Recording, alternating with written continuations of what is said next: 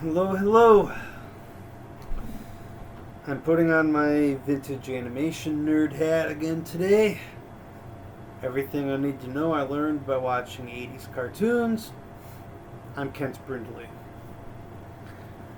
We're approaching the end of Women's History Month.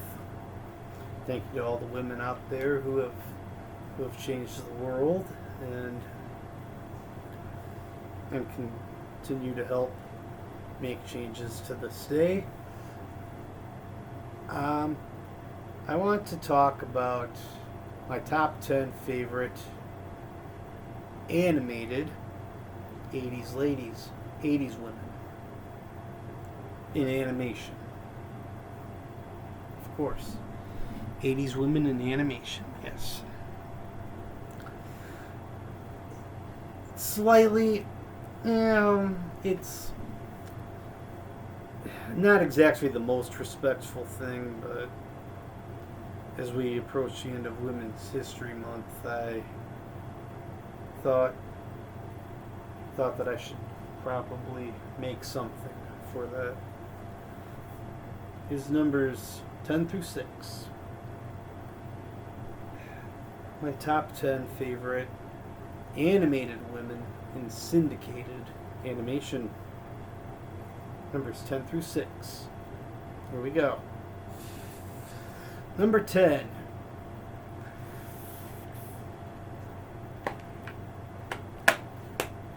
Number 10 comes to us from COPS, Central Organization of Police Specialists. Her name was Rafaela Diamonds, also known as Nightshade, one of COPS, one of the big boss's crooks, his cat burglar. She was really underutilized for who she was, and she was a lot smarter than the rest of the big boss's criminal crooks, and even crossed the big boss to protect her family once. And it was that same occasion in which she formed a relationship with Mace from the COPS force. An honorable mention to come out of COPS would have been Mainframe, the COPS computer specialist. She proved herself time and again to be a valuable addition to the COPS force, and honestly, I found both her and Nightshade quite attractive. Number 9. Number 9 comes to us from Mask, Mobile Armored Strike Command. Her name was Vanessa Warfield. Hang on. Yeah, the redhead. Duh. Obviously, the redhead. Right.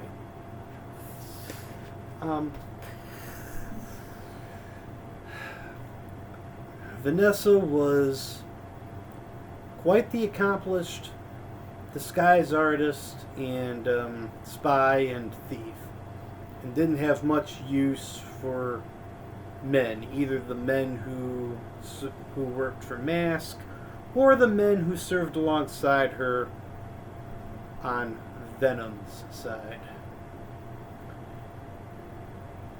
On the same token, she was pretty smart as far as the Venom agents went, and was always quick to inform them how smart she was. She was also just enough of an accomplished pilot to successfully trick the Mask team for a split second in the middle of the Magma Mole episode that they had Mayhem cornered in Switchblade when it was Warfield at the controls. Again, an honorable mention would have gone out to Gloria Baker from the Mask side of the coin. She was an expert race driver with black belt in Kung Fu, and they never really hollowed out Gloria's personality, or kept her in one single vehicle. I mean, most of the time she had her own vehicle in the form of Shark. Sometimes she accompanied Dusty and Gator.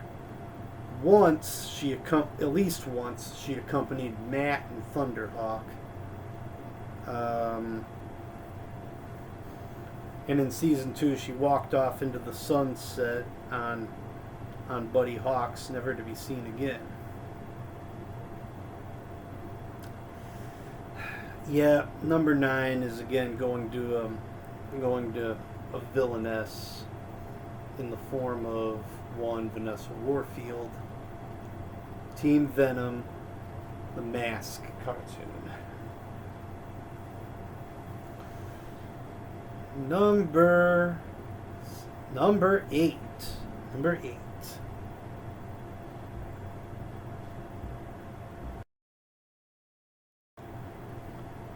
Number 8 is going out to Crystal Kane from the Centurions. She was their desk commander from the space station of Skyvault. And she sent them on their missions and would beam down their requested weapon systems. She even accompanied the Centurions on a couple of occasions here and there into the field. Kind of thought that her picture was on one of the DVD boxes. It was on at least one of the DVD boxes, but she isn't.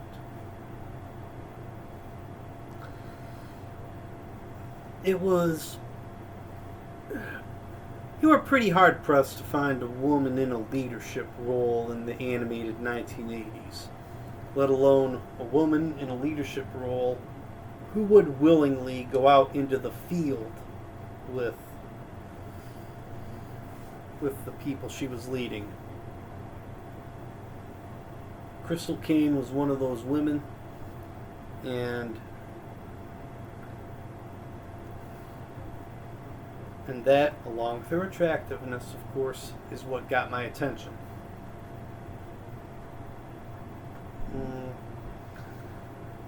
Number 7.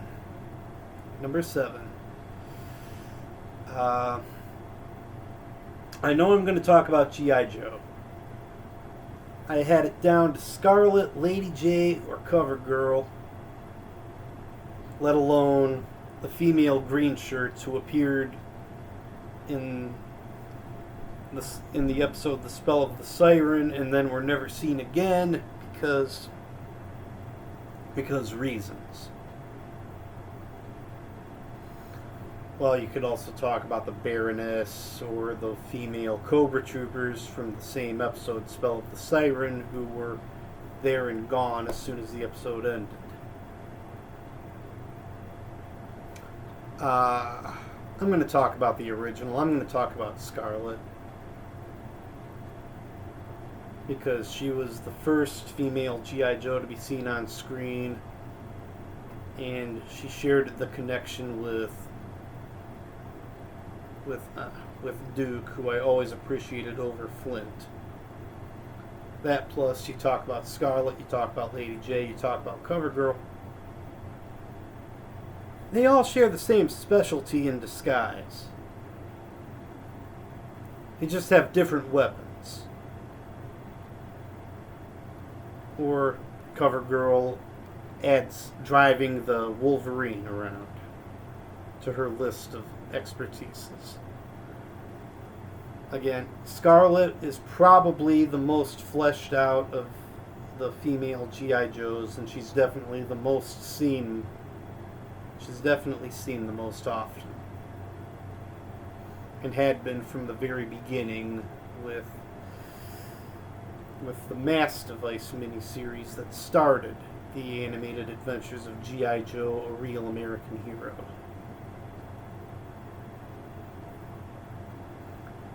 Number 6.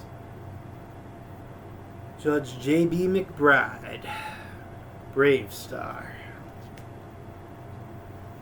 Judge J.B. And yeah, I know she wore black. The blue outfit came from her appearance in the opening credits. She was New Texas's judge. Smart and fair and very by the book.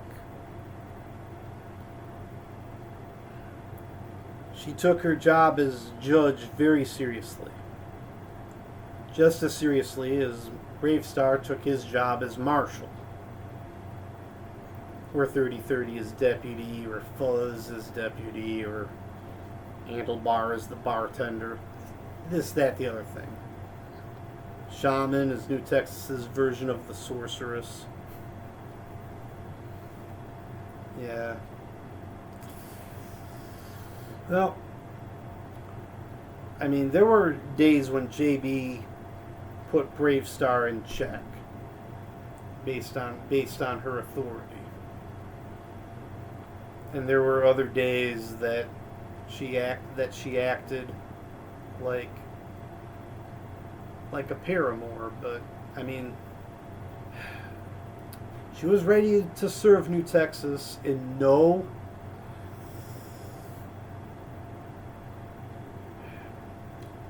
She was ready to serve New Texas no less than Bravestar was. And she was as ready as anyone to confront the evil of Texas. That was Judge JB. That was 10 through 6. That was numbers 10 through 6. I will catch you later in the day for the final 5. Numbers 5 through 1. See ya.